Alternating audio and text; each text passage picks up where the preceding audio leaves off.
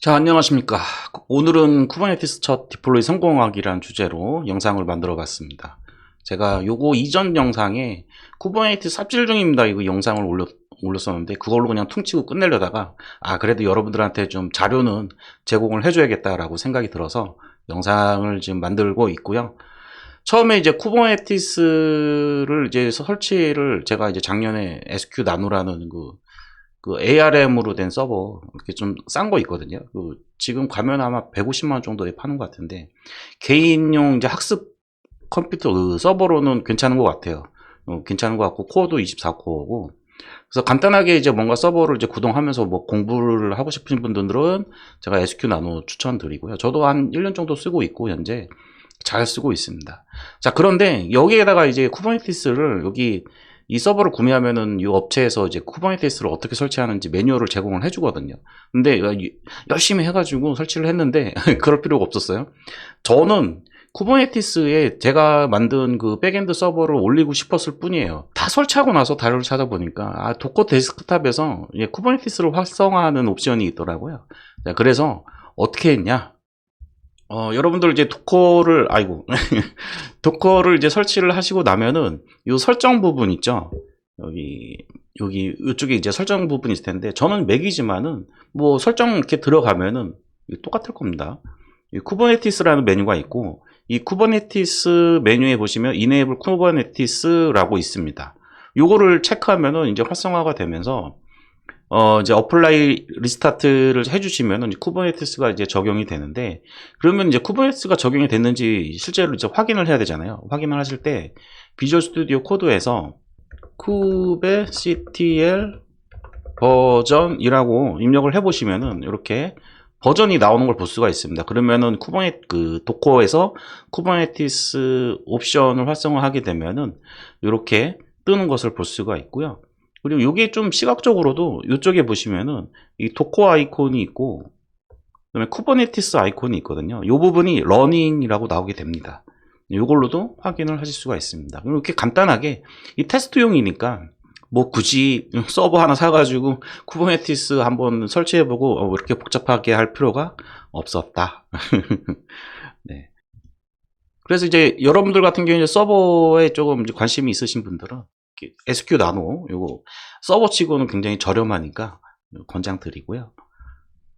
자, 그래서 이제 도커 데스크탑에서 쿠버네티스를 이제 활성화를 해가지고 로컬 설치는 끝. 그래서 쿠버네티스를 테스트해 볼 수 있는, 배포까지 테스트해 볼 수 있는 환경이 마련이 됐다고 보시면 되겠습니다.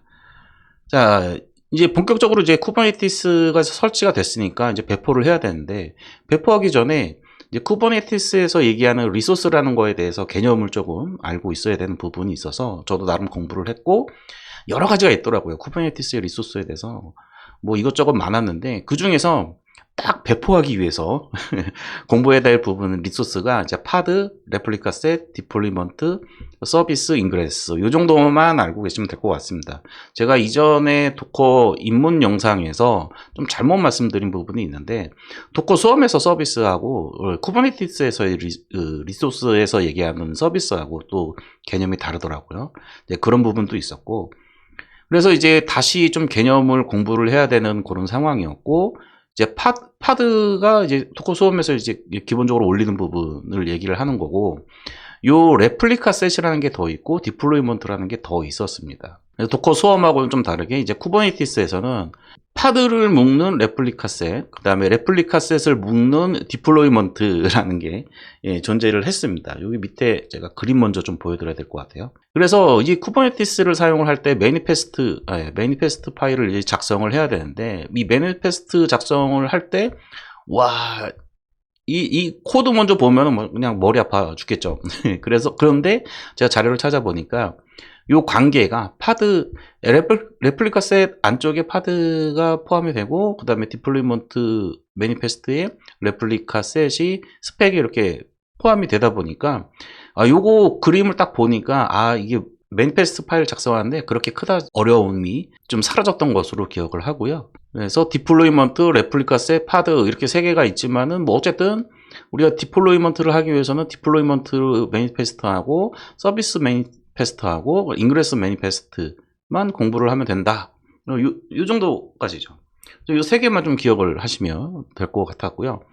그리고 이제 쿠버네티스에서 배포를 하기 위해서 이제 명령어가 이제 하나 필요한데, 명령어 다 필요 없고요. 요거 하나만 있으면 됩니다. 쿠버시티엘 어플라이.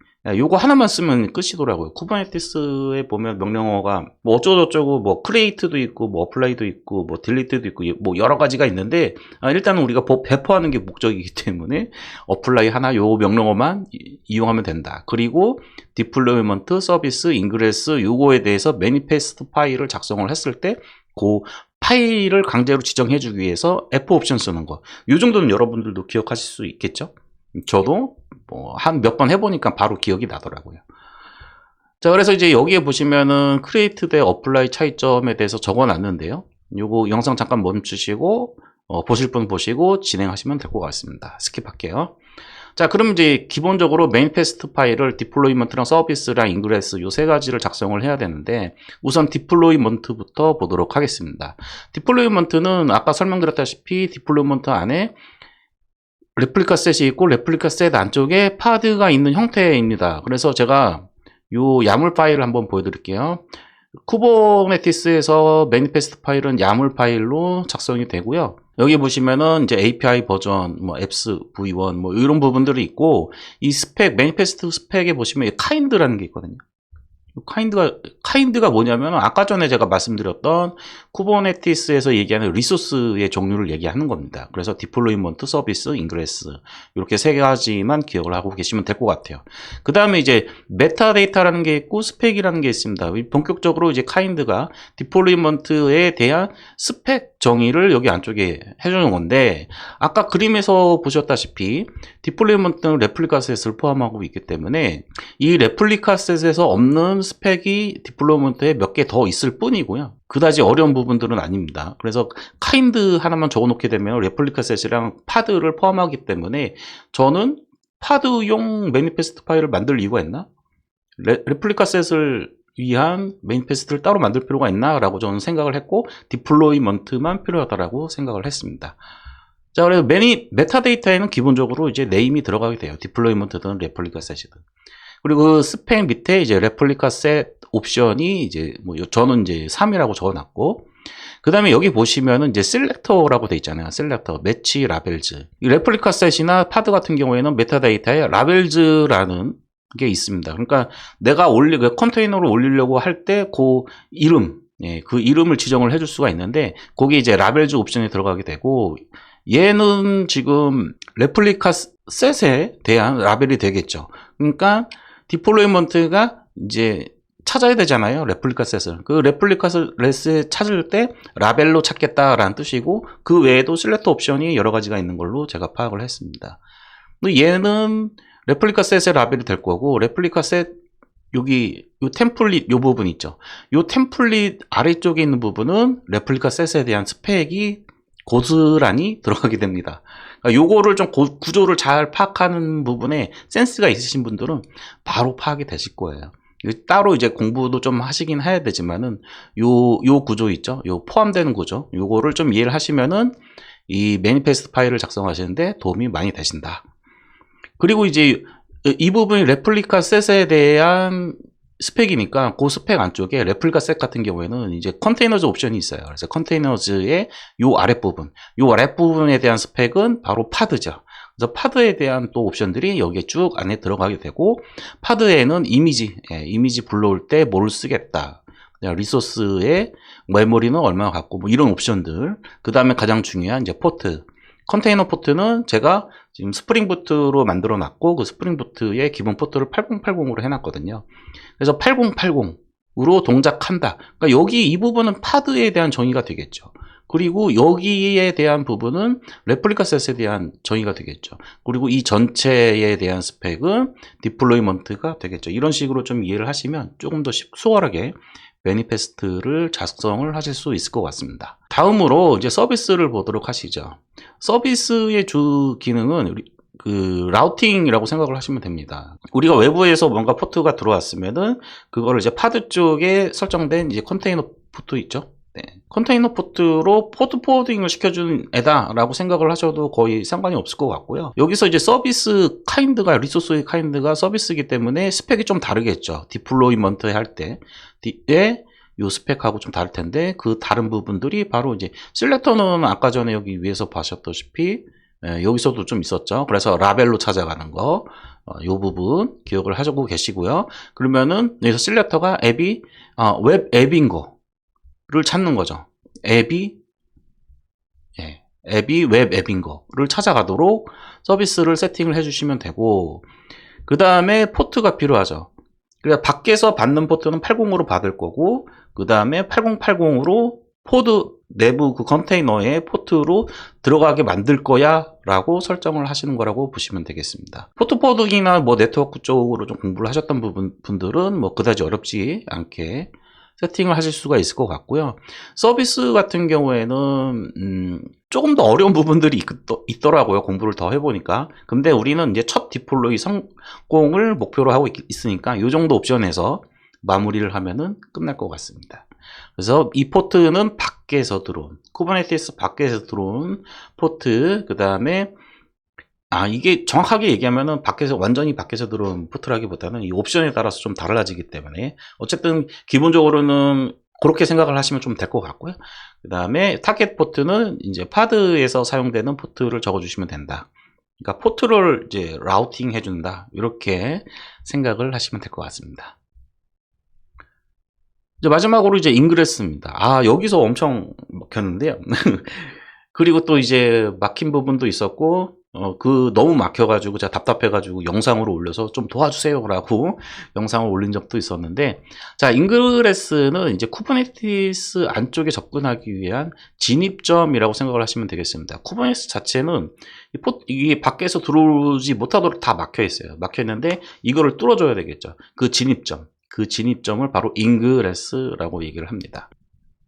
물론 이제 인그레스가 나오기 전에는 서비스를 이용을 해서 외부 포트를 노출시켜서, 어차피 서비스도 이제 포트 포워딩 기능이 있으니까 그거를 이제 옵션을 좀 바꿔주면은, 뭐 클러스터 타이핑에서 뭐 바꿔주면은 서비스를 이용을 해서도 밖에 쿠버네티스 바깥쪽에 포트를 받아서 파드로 포트를 바꿔주는 이런 일을 할 수 있다고 해요. 그래서 예전에는 서비스를 이용하기도 했는데 인그레스라는 것이 나오면서 인그레스가 진입점이 된 거죠. 그래서 서비스를 이용해서도 이제 노출을 해줄 수 있는 그런 자료들이 많더라고요. 처음에는 저는 인그레스라는 걸 몰라가지고 서비스 가지고 뭔가 이제 뭐 클러스터 IP를 뭐로 바꾸고 뭐 어쩌고저쩌고 그렇게 하다가 인그레스가 있는, 그래서 인그레스 적용해 보니까 너무 편했죠, 결과론적으로는. 그런데 그 과정에 뭔가 옵션 모르고 뭐 이런 부분 때문에 조금 삽질을 많이 했었고요. 그 부분이 바로 이제 인그레스 컨트롤러라는 것을 먼저 설정을 해야 된다라고 합니다. 그래서 인그레스 컨트롤러가 이 AWS나 뭐 이런 그 클라우드 서비스들 있죠. 이 클라우드 서비스들에서는 자체적으로 이 인그레스 컨트롤러에 대한 설치할 수 있도록 이렇게 매뉴얼들이 잘 돼 있는데, 저는 이제 뭐 AWS나 뭐 이런 클라우드 상황에서 한 게 아니라 그냥 자체 노트북에서 쿠버네티스 활성해가지고 쓰는 거잖아요. 그래서 이제 뭐를 인그레스 컨트롤러 설치를 할 수 있는지 이렇게 알아보니까 이런 URL들이 나오더라고요. 이 URL은 제가 이제 설명란에 제 블로그를 링크 시켜 드릴 테니까 이제 그 찾아가서 그냥 카페에 있어서 쓰시면 되고요. 이거를 이제 이용해서 이제 이렇게 어플라이 F 있죠? 예, 보이시죠? 여기 지금 get 이런 거 있는데 이런 거 신경 쓰지 마시고요. 어플라이 F를 이용을 해가지고 이제 원격으로 이제 YAML 파일 작성되어 있는 거를 이렇게 실행을 하면은 인그레스 컨트롤러를 먼저 설치를 해주게 됩니다. 그거 한번 볼까요? 자, 여기 보시면은 링크 kubectl apply -f 해가지고 요 위치에 요 YAML 파일이 작성이 되어 있더라고요. 그래서 혹시나 해서 요 소스가 어떻게 되어 있는지 한번 좀 살펴보도록 하겠습니다. 살펴보기 전에, 자, 주의 요거 적어 놓은 거 있죠. 요거 때문에 제가 한 일주일 삽질을 했고요. 뭐냐면은, 인그레스 네임은 이제 인그레스 엔진엑스로 해줘야 된다라고 어느 블로그에서 봤어요. 그래서 이제 해결을 하긴 했었는데, 그게 갑자기 생각이 나가지고, 그러면은, 왜 인그레스 엔진엑스로 해줘야 되는지 궁금해가지고, 제가 이제 요 야물 파일을 다운로드 받아가지고, 한번 내용을 좀 봤어요. 그래서 인그레스 엔진엑스, 요걸 겁니다. 그래서 요 파일을 다운로드 받아서, 실제로 다운로드 받아서 보니까, 와, 엄청 길어요. 예. 엄청 긴데, 여기에 보시면은 이제 라벨 뭐 이런 거 눈에 익으시죠? 예, 인그레스 엔진엑스로 돼 있더라고요. 네임이 인그레스 엔진엑스로 되어 있죠. 요 이름 바꿔주고 싶으시면은 요걸 뭐 잘 찾아가지고 공부 많이 하셔가지고 에러 안 나게 잘 바꾸시면 될 것 같습니다. 아마 바꿔줘야 되는 부분들이 굉장히 많은 것 같아요. 네임스페이스도 커스터마이징 하고 싶으시면은 바꿔주시면 될 것 같고, 파일 자체가 600라인 넘어가기 때문에 이거 뭐 일단은 성공하는 게 제 목표이기 때문에 안 건드리고, 인그레스 엔진엑스라는 게 이제 이름 네임으로 지정이 되어 있어 가지고 그거를 이제 바꿔줘야 되는구나, 이렇게 이해를 했죠. 그래서 컨트롤러를 했다면은 이제 인그레스에 이 컨트롤러에 대한 이름을 인그레스 네임 엔진엑스로 바꿔줘야 됩니다. 그리고 또 제가 실수를 했던 게, 여기 보시면은 그 호스트에 여러분들 그 호스트 파일 아시죠? 보여드려야죠. 잠시만요. 이게 쿠버네티스는 기본적으로 이제 도메인을 통해서 들어가게끔 이렇게 되어 있기 때문에, IP로 못 들어가죠. 통해서 들어가게끔 되어 있기 때문에 호스트에다가 파일을 이제 세팅을 해줘야 되는데요. 맥 같은 경우에는 ETC 호스트에 있고요. VI ETC 호스트 파일에 있고, 윈도우 같은 경우에는 거기 뭐 시스템 30인가 거기 쭉 어드민 타고 들어가면 호스트 파일이 있죠.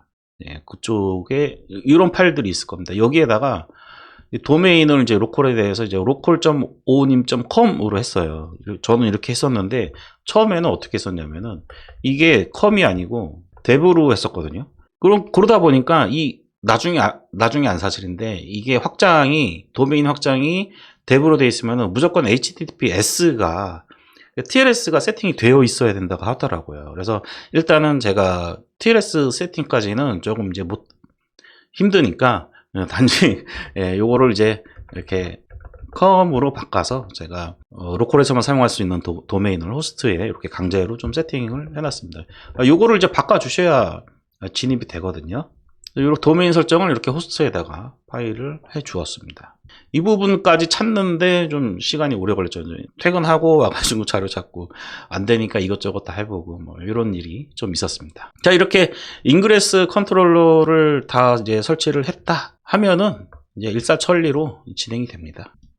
인그레스 컨트롤러 이제 설정을 하고요. 그 다음에 뭔가 클라우드 서비스를 사용하고 계신 분들은 클라우드 서비스에서 제공해주는 가이드를 따르시면 되겠습니다. 여기서는 인그레스 엔진엑스로 세팅을 했고요. 그런 다음에 인그레스 매니페스트를 작성을 해줬습니다. 카인드는 인그레스이고요. 여기 API 버전이 좀 달라지더라고요. 이게 뭔지는 정확히 잘 모릅니다. 저도 쿠버네티스 완전 초짜고 디플로이 하는 거로 성공하는 게 목적이었기 때문에, 그래서 인그레스 이렇게 해주시고, 그 다음에 네임 인그레스 엔진엑스 이 부분이죠. 이 부분을 맞춰 주셔야 되고요. 그다음에 이 설정은 제가 이제 블로그 같은데 이렇게 뒤져가지고 카피해서 넣은 거고요. 자, 인그레스 클래스 네임 엔진 이거 똑같이 하시면 됩니다. 별로 문제는 없을 것 같고, 그리고 제가 또 삽질을 했던 부분이 이 패스 있잖아요. 이 패스에 대해서 조금 잘못 생각하고 있었는데, 어쨌든 제가 도와주세요 하고 영상 올린 다음에 여러분들이 답변을 잘 해주셔가지고 요거하고 이렇게 맞춰서, 요게 아마 리라이트 타겟이라는 게 이렇게 들어온 거에 대해서 뭔가 이제 URL을 변경해 주는 부분이 요 부분인 것 같은데, 이것저것 좀 테스트를 해봤거든요. 근데 좀 잘 안 돼서 일단 그냥 슬롯이 하나로 80으로 포트가 들어오면은 이제 슬롯이 하나로 웹앱 서비스로 가게끔. 이 웹앱 서비스가 어디 있냐? 백엔드의 서비스의 네임이 웹앱 서비스로 80 포트로 보내. 들어온 거는 일단 받아서 80 포트로 보내. 그러면 서비스가 여기 위에 있었죠. 서비스. 그래서 포트가 이제 얘는 80으로 보내면 80으로 보내는 거에 대해서 이제 기다리고 있는 거예요. 서비스가. 그리고 나서 이제 8080으로 이 셀렉터를 이용을 해가지고 웹앱으로 웹 앱이라는 이름을 가진 파드 쪽으로 다 보내주는 거죠. 여기 웹 앱 이렇게 돼 있죠.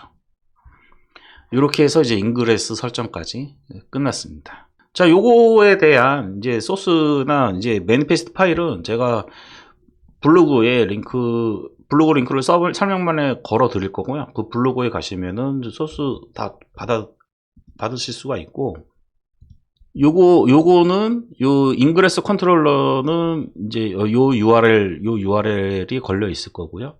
관심 있으신 분들은 요 URL 카피하셔가지고 다운로드 받아서 어떤 식으로 작성되어 있는지 한번 보시면 될 것 같고, 디플로이먼트 소스, 그 다음에 인그레스 서비스 이렇게 다 올려드릴 거고요. 주의하실 부분은 그대로 실행하시면 돼요. 디플로이먼트는 여기 보시면은 파드에 대한 이미지 있죠. 이 이미지는 스프링부트로 제가 만든 거기 때문에 여기서 이미지가 없겠죠, 여러분들은. 그래서 이 이미지를 여러분들이 교체를 하셔서 한번 실행을 해보시면 될 것 같고요. 실행은 다시 한번 보여드릴게요. 실행은 뭐 어렵지 않죠. 하나만 기억하시면 되잖아요. 어플라이 f의 ctl apply -f. 저는 옵션은 어플라이 밖에 몰라요. 그래서 웹 앱 디플로이먼트 이렇게 이제 작성하신 거를 이렇게 엔터를 치시면, 자, 여기 이렇게 뜹니다. 지금 언체인지드라고 돼 있죠. 이거는 제가 이제 이미 실행 중이라서 실행했는데 이게 수정한 게 없다 보니까 수정한 게 없습니다, 이렇게 된 거고, 제가 디플로이먼트를 한번 수정을 해 볼게요. 그래서 레플리카 셋을 한 개로 바꿔 보겠습니다. 이렇게 바꿔보고, 도커에 여기 한번 볼게요. 예, 지금 4개가 떠 있죠. 얘는 인그레스고, 그리고 지금 레플리카를 3개를 해놨기 때문에 지금 3개가 동작 중인 걸 볼 수가 있는데요. 얘를 이제 1로 바꿨죠. 1로 바꾸고 다시 어플라이를 해보도록 하겠습니다. 자, 컨피거드 하면은 이제 요 컨피그가 이제 바뀌었기 때문에 뭔가 변경을 할 거다라는 뜻이고요. 보시면은 하나로 줄어들었죠. 이렇게. 네, 이런 거를 확인하실 수가 있습니다. 그러면은 요 정도만 하시면 이제 그 백엔드 스프링부트를 이렇게 올리고, 그 다음에 이제 인그레스 서비스 이렇게 통해서 포트 들어가는 개념, 어떻게 라우팅이 돼서 그 파드까지 찾아가는가, 뭐 이런 것들도 한번 좀 감으로 좀 익히는, 뭐 본격적으로 사용을 하시려면은 이제 좀 책 같은 거 사셔가지고 깊게 공부를 하셔야겠지만, 이 정도면은 쿠버네티스가 어떻게 돌아가고 어떻게 배포가 되고 뭐 이런 것들에 대한 감은 잡으실 수 있을 거라고 생각을 합니다. 이렇게 해서 쿠버네티스 첫 디플로이 성공, 여러분들도 성공하셨으면 좋겠고요. 쿠버네티스에 배포하는 거에 대해서 감을 잡는 시간이 되었으면 좋겠습니다. 오늘은 여기까지 하도록 하겠습니다.